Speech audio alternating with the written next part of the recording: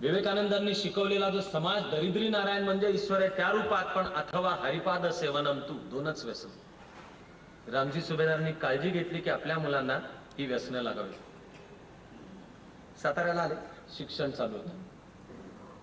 दलितपणाचे चटके सोसत जो कोणताही मुलगा अनुभव घेत असेल तसे अनुभव घेतच बाबासाहेब लहानाचे मोठे झाले.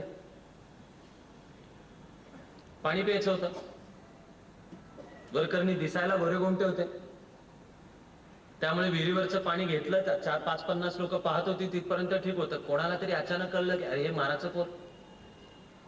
सगळेजण मिळून तुटून पडले आणि गुरासारखं तुडवलं बाबासाहेबांना.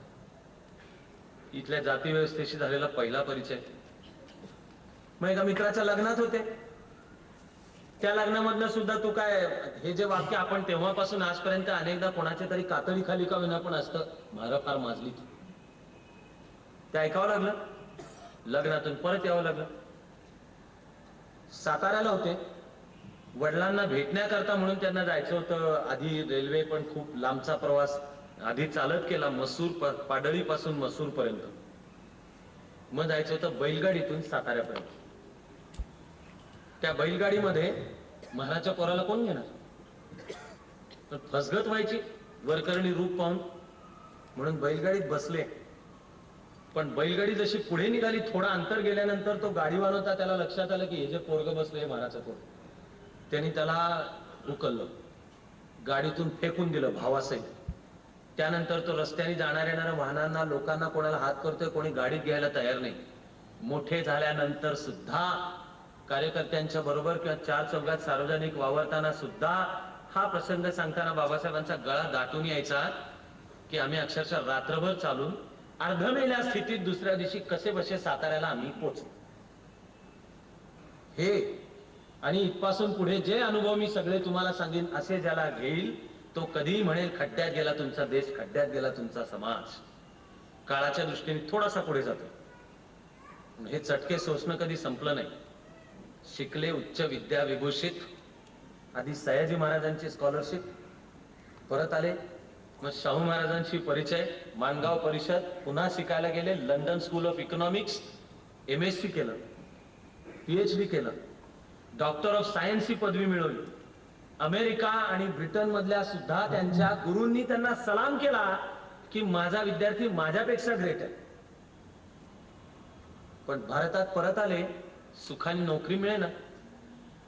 गायकवाडांच्या दरबारात ही स्कॉलरशिप मिळताना 10 वर्षाचा बॉन्ड होता साईन केलेला, म्हणून नोकरी होती.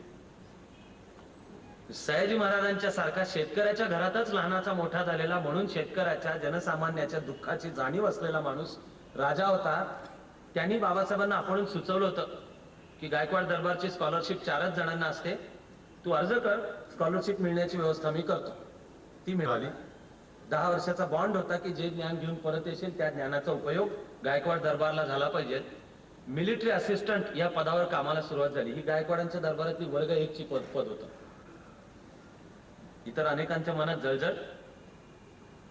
हे सगळे चटके सोसलेले असून ऑफिसात काम करताना बाबासाहेब अनेक वेळा बेल वाजवून दारावरच्या शिपायाला पाणी आणायला सांगायचे. ते पाणी यायचंच नाही. ऑफिसच्या वेळात चहा आला तर चहाचा कप बाबासाहेबांच्या ऑफिसात यायचाच नाही त्यांच्या खोलीत. त्यांच्या दारावर काम करणारा शिपाई होता सवर्ग. मला हे शब्द वापरायला दुःख आहे, हे एव्हाना आता तुम्हाला सर्वजणांना सुद्धा माहिती असेल, ते सांगितल्याशिवाय या कथेतलं दुःख सुद्धा लक्षात नाही येणार. दारावरचा शिपाई सवर्ग, आत बसलंय ते महाराजचं पोर. बेल वाजवून जर बाबासाहेबांनी एखादी फाईल मागवली तर तो शिपाई फाईल आणायचा आणि दारात असा उभं राहून अशी लांबून त्यांच्या टेबलवर टाकायचा की तू झाला PhD झाला म्हणून काय झालं, त्याने काय जात बदलते काय. हे आणि असे अनुभव जो जो घेईल तो म्हणाला असता खड्ड्यात गेला तुमचा देश, खड्ड्यात गेली तुमची संस्कृती. बाबासाहेब म्हणाले नाही, भांडायचे तिथे भांडले, ते आक्रमकपणे भांडले, प्रसंगी कडू जहरी शब्द वापरून सुद्धा भांडले, गांधीजींशी भांडले. आणि आपण त्याचा चिकित्सक आणि परखड अभ्यास करणारच आहोत. पण पहिल्या गोलमेज परिषदेला गेले, त्यावर काँग्रेसचा बहिष्कार होता. इंग्लंडचा पंतप्रधान आणि राजसत्तेने त्यांना बाजूला काढून भारतीय समाजापासून फोडायचा प्रयत्न केला. त्या पहिल्या गोलमेज परिषदेमध्ये बाबासाहेबांनी इंग्रज सत्तेला खडसावून सांगितलंय की आमची आहेत भांडणं आपसात, पण ती तिकडे घरात, ती आमची घरातली आहेत. तुम्ही आमच्यातल्या फाटाफुटीचा तुम्ही फायदा घ्यायचा प्रयत्न करू नका. पहिल्या गोलमेज परिषदेत बाबासाहेबांनी ब्रिटिश राजसत्तेला सांगितलं की मी जो इथे उपस्थित आहे तो संपूर्ण भारताचा प्रतिनिधी म्हणून उपस्थित आहे, भारताच्याच हितसंबंधाची काळजी. आणि जेव्हा जशी वेळ आली तेव्हा तशी आपलं सगळं दुःख पचवून बाबासाहेबांनी विचार, चिंतन आणि काम केलं. वागले ते भारताच्या हिताचं वागले. राज्यघटनेतल्या तरतुदी, हिंदू कोड बिल, समान नागरी कायद्याचा आग्रह आणि केलं धर्मांतर, पण निवडला तो सुद्धा जाणीवपूर्वक हे शब्द वापरून भारतीय परंपरेतला धर्म, तोही बुद्धाची प्रज्ञा, प्रेम आणि करुणा शिकवणारा धर्म. आणि अजून चरित्र कथन आणि विचार सांगायच्या आधीच मी असा थोडासा पुढे जाऊन मागे काय येतोय, तर मी अंतःकरणपूर्वक 2 प्राथमिक शिक्षकांचा शाश्वत कृतज्ञ राहू इच्छितो. आपलं काम नीट करणाऱ्या या 2 प्राथमिक शिक्षकांनी या भारतावर केवढे थोर उपकार केलेले. या 2 शिक्षकांची नावं पेंडसे आणि आंबेडकर. सवर्ण, नाईलाज म्हणून सांगणं भाग आहे की जातीने ब्राह्मण. पण या छोट्या भीमला शाळेत तो वावरत असताना जेव्हा इतरांच्याकडनं तुच्छतेची वागणूक मिळत होती, त्याच्या बालमनाला हे कळतही असलं पाहिजे आणि मोठं झाले तसं ते कळल्यासारखं जाणीवेत आलं म्हणून ते वागले. म्हणून अनेक ठिकाणी आक्रमक भूमिका आल्या आणि तेव्हापासून ते अरुण शौरींच्या वर्शिपिंग फॉल्स गॉड या पुस्तकापर्यंत बाबासाहेबांच्यावर ते देशद्रोही होते हा आरोप सुद्धा होतो. कारण ब्रिटिश सरकारची बाजू घेतली. ब्रिटिशांनी दलितांचे हितसंबंध सांभाळावेत असं ते म्हणले. 42च्या चळवळीशी सहकार्य केलं नाही. व्हाईसरॉयच्या काउन्सिलमध्ये 42 ची चळवळ चिरडण्याकरता व्हाईसरॉयनी त्यांना काउन्सिलमध्ये घेतलं मजूर मंत्री पदावर. बाबासाहेब देशद्रोही. पण अरे मुळात शिकायचा अधिकार इथल्या व्यवस्थेने दिला नव्हता. तो संकपाळाच्या घरातल्या पोराला का शाळेत जाता आलं? कारण ब्रिटिशांचं राज्य. त्यांनी डिस्ट्रिक्ट लोकल बोर्ड स्थापन केली. 1813च्या कायद्याने शिकण्याचा अधिकार दिला. जिल्ह्यांच्या मध्ये शाळा निघाल्या. त्या शाळांना जर सरकारचं अनुदान हवं असेल तर जाती धर्म पंथ न पाहता मुलांना शाळेत येता आलं पाहिजे असं कायदेशीर बंधन होतं. म्हणायचं झालं तर आमच्या घरातल्या भांडणाला तो गोरासाहेब न्यायाधीश बनला. पण तुम्ही जर आता दलितांच्या, अस्पृश्यांच्या मुलांना प्रवेश देणार नसलात तर शाळेला अनुदान बंद, रमणा बंद, दक्षिणा प्राईज कमिटी बंद. आता अनुदान हवं असेल तर भीमराव रामजी सकपाळला, भीमराव रामजी सुभेदारला शाळेमध्ये येऊन बसू द्यावं लागणार. शाळेमध्ये रोज काय इन्स्पेक्टर पाहतो काय की भीमला तुम्ही बसू कुठे देताय? दाराच्या बाहेर. इतर सगळ्या तासांना दाराच्या बाहेर बसायचं, प्रश्नांची उत्तरं द्यायची नाही. हे 2च शिक्षक असे होते, पेंडसे आणि आंबेडकर. त्यांनी पाहिलं की अरे ज्या प्रश्नाची उत्तरं इतरांना येत नाही तो हा भीम अशी पाट देतो. शाळेमध्ये इन्स्पेक्टर झाले. या दोघांनी आपल्या तासाला छोट्या भीमला पहिल्या बाकावर बसवलं. मायेने पोटाशी धरलं, घरी घेऊन गेले. स्वतःच्या मुलांच्या बरोबर जेवायला वाढलं. आपल्या मुलाकरता केलेल्या भाकरीतली अर्धी भाकरी त्याच्याकरता दिली. एक दिवशी शाळेत यायचं होतं. मला आता हा प्रसंग सांगताना माझ्या अंगावर काटा येतो. इतिहासाने नोंदवून ठेवलंय की मोठे झाल्यावर सुद्धा हा प्रसंग सांगताना बाबासाहेब गैवरून येत असत. आई 6व्या वर्षी गेली त्यांची. 1896. 5-6 वर्षाच्या असताना आई गेली. ते 2 प्राथमिक शिक्षक त्यांची आई झाली. मी कायम म्हणत आलो की चांगल्या शिक्षकाचं आद्य कर्तव्य, पहिलं कर्तव्य काय आहे? चांगल्या शिक्षकाचं पहिलं कर्तव्य विषय उत्तम शिकवणे हे नाही. चांगल्या शिक्षकाचं पहिलं कर्तव्य सर्व मुलामुलींच्यावर निरपेक्ष प्रेम करता येणे. शिकवणे नंतर. तासाला तो समोर उभं राहिल्यानंतर जर त्याचं हृदय दाटून येत असेल आणि ही बसली ती माझी मुलं मुली आहेत असं वाटत असेल तर तो चांगला शिक्षक झाला. मातृदेवो भव, पितृदेवो भव, आचार्य देवो भव हे चुकून नाही आहेत. हे जुन्या परंपरेने नुसते म्हणलेले म्हणून नाहीत. माणसाच्या जीवनाची बायोलॉजिकल आणि सायकोलॉजिकल फॅक्ट ही आहे की जडणघडणीमध्ये सर्वात मोठा वाटा आईचा.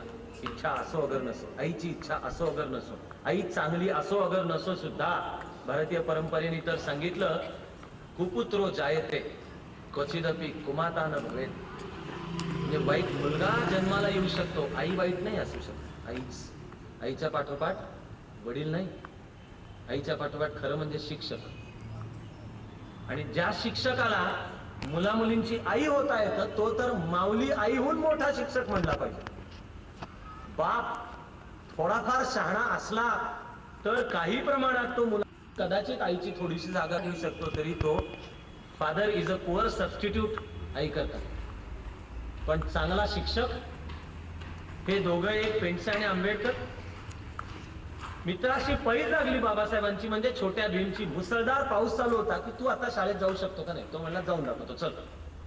धो धो पावसात भिजत, चिंब भिजत आले.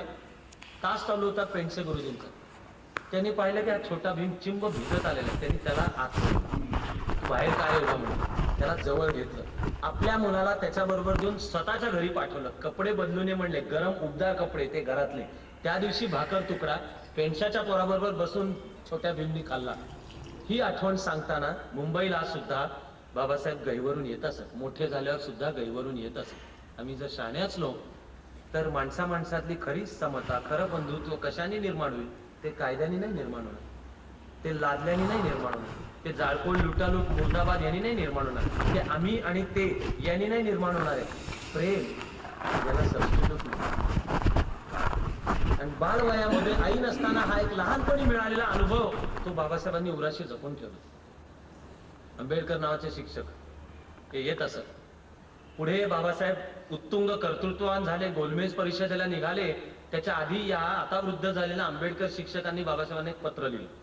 मुंबईमध्ये जाऊन भेटले तर भर प्रचंड गर्दीमध्ये सुद्धा बाबासाहेबांनी त्यांना वाकून नमस्कार केला. आपल्या या दोन शिक्षकांबद्दलची नितांत आणि शाश्वत अशी कृतज्ञता. हे दोघं दिसत कसे होते आपल्याला माहित नाही, पण आपलं काम नीट करणाऱ्या या दोन प्राथमिक शिक्षकांनी भारतीय संस्कृतीवर शाश्वत उपकार करून ठेवलेले आहेत. कारण त्यांनी या छोट्या भीमच्या मनात तो लहानाचा मोठा होताना शिकवून ठेवलं की व्यवस्था वाईट आहे, सगळी माणसं वाईट नाही.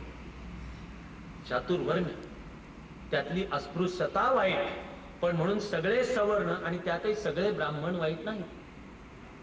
फुले शाहू आंबेडकर यांना त्यांच्या सगळ्या सहकार्यांनी चळवळीच्या काळात वेळोवेळी अनेक वेळा सांगितलंय की ब्राह्मणांना दूर करा, सवर्णांना दूर करा, हे लबाड आहे, त्यांचं कसब आहे.